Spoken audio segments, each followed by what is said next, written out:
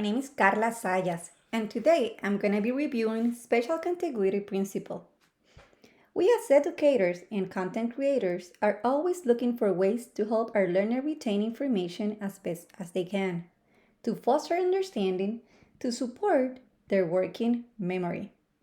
Richard Mayer on Chapter 2, Section 7 provides us with strategies to do so using Spatial Contiguity Principle. Let's start by defining working memory and executive function. Executive function refers specifically to individual cognitive components of flexibility, memory, and inhibitory control. Working memory is the ability to hold information in mind over brief intervals. It manipulates information through visual and auditory channels. It can be strengthened through exercise.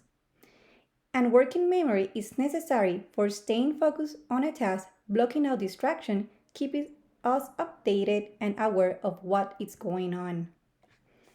In Chapter 2, Section 7, Richard Mayer states that students learn better when words are presented near text rather than far from it. He presents two rationales. The first one, the theoretical rationale, states that when corresponding words and pictures are near each other on the page or screen, learners do not have to use cognitive resources to visualize, search the pages or screen.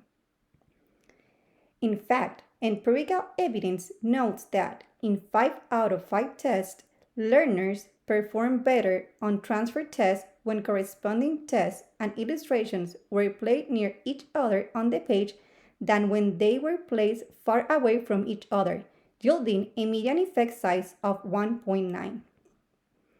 So instructional designers have to consider that when space is limited, economic decisions have to be made to allocate information. Space has to be available on pages or screen.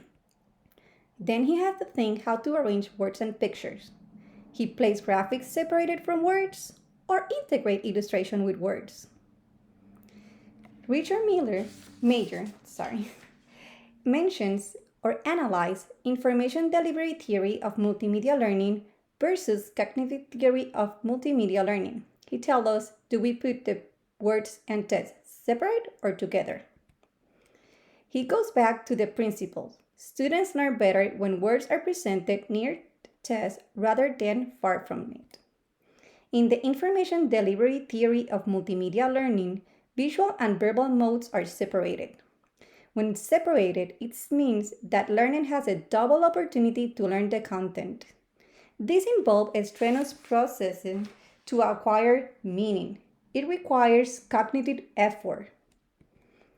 It also presents a notion of a one-way learning, when learners had to add presented information to their memory. Richard Mayer then mentions or presents the cognitive theory of multimedia learning. In this theory, learning is an active process, which the learners try to make sense of the presented material. It integrates words and pictures to build mental connections. Words and pictures are placed together, and this then minimizes the extraneous processing. Richard Mayer experimental test asks the following question. In a multimedia presentation consisting of printed text and graphics, should corresponding text and graphics be near or far from each other on the page or screen? This 5 tests contrast performance of learners who receive separated multimedia presentations versus performance of learners who receive integrated multimedia presentations. All tests concluded that students in the integrated group generate more solutions to the problem-solving transfer questions than did the students in the separated group. In all the tests, when combined, there was a median of 1.12. This tells us that there is correlations between integrated multimedia success. Also, other studies by Soller, Shondell, Tierney, and Cooper study students learn to solve geometry problems by examining work examples. This study compares 2 booklets.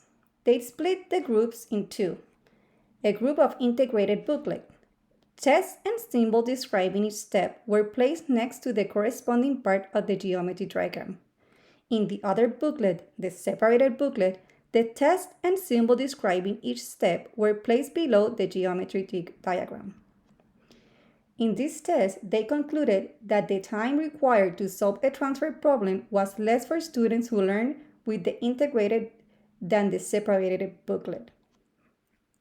Other studies by Bauoff and others call distant matter spatial contiguity effect as trade-off between gate switches and memory load, states that participants compared two depictions of a mechanical pendulum clock to detect no one or two difference between them. In the study, it demonstrated a trade-off between gaze and movement and working memory use. The researchers concluded and observed fewer gaze shifts with increasing distance between the pictures, suggesting higher working memory use. As you can see, when combined text and media, it supports working memory. Information delivery theory of multimedia learning versus cognitive theory of multimedia learning. Here's an example. As you can see in the following picture or illustration, we have all the words on the side. We have all the instruction of the photosynthesis process. As you can see, they're not together. A student, a learner, had to then look for the answers. He had to match the number with the graphic. This is a representation of the information delivery theory of multimedia learning. But what if we present the same pictures, but this time together? As you can see, this cognitive theory of multimedia learning allows the learner to follow the pictures with word together, concentrating between the pictures and the word, not moving afar from each other. This will produce in better working memory. Another example, a more secular one, we have another picture. Look at this diagram. In this diagram, we have all the steps to do a pranayama breathing together. As you can see, all the steps are explained one by one with a picture behind.